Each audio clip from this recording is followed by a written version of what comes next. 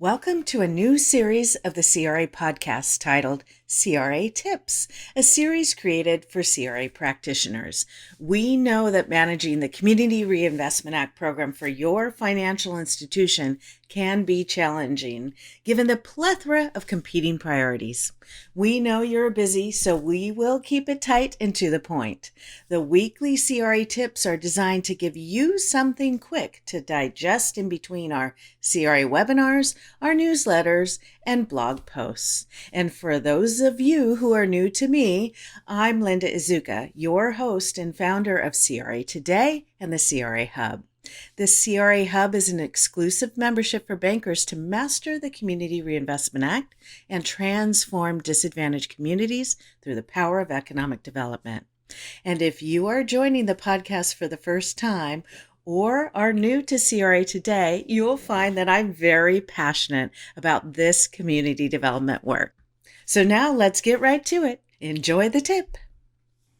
Okay, so don't leave this for the examiner to decide. The single most important CRA exam prep tool is a CRA self-assessment. CRA self-assessments are assessments you perform on your own institution to really understand your CRA strengths and perhaps even identify your performance gaps.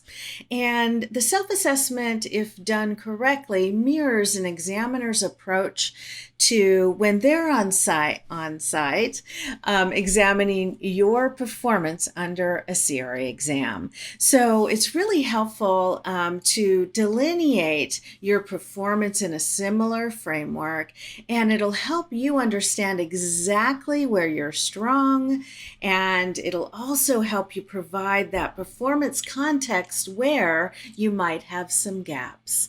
And then the best part of the CRA self-assessment is where you get to delineate and share your CRA story. This is the most powerful part of this document. You set the tone for your performance, your gaps, your mitigants, and how you are proactively serving your community.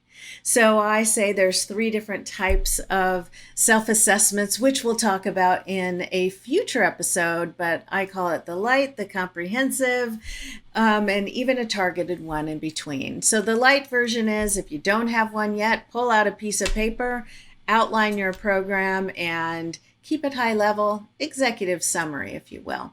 It's better to have that than none at all. Then a targeted one might be if you have a certain performance gap that you want to highlight and really talk about all the great work you're doing to then fill that gap, you can just merely do a targeted self-assessment. And if you have the time and the resources, you can do a comprehensive self-assessment that is a never-ending journey, right? To keep that updated and to make that be really the basis for your exam during your exam cycle. So self-assessments are living and breathing documents that really should be refreshed throughout the year. The length of period really determines your exam cycle and the size of your bank. Self-assessments are not exactly required, but they are a best practice, so I highly recommend them. It's really an important tool for you to consider as you're really reflecting on your CRA program and to set you up for success for your next CRA exam. No one knows your bank better than you. No one knows your community better than you. So don't let the examiner try to figure that out.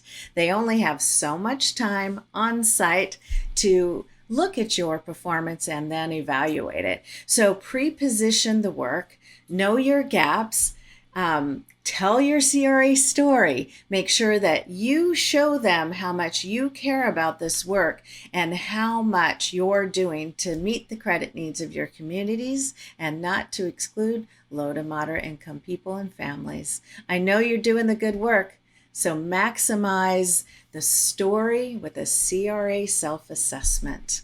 And until next time, bye for now. Well, I hope this week's CRA tip was helpful and adds value to you and your CRA program. If you want to take a deeper dive into core concepts of the Community Reinvestment Act and connect with your CRA colleagues, you may want to consider joining the CRA Hub. We go live weekly with CRA-specific activities like core content training, Q&A sessions, challenges, guest speakers, and more. Check out cratoday.com/hub to learn more. Until the next CRA podcast episode, take care of you. Bye for now.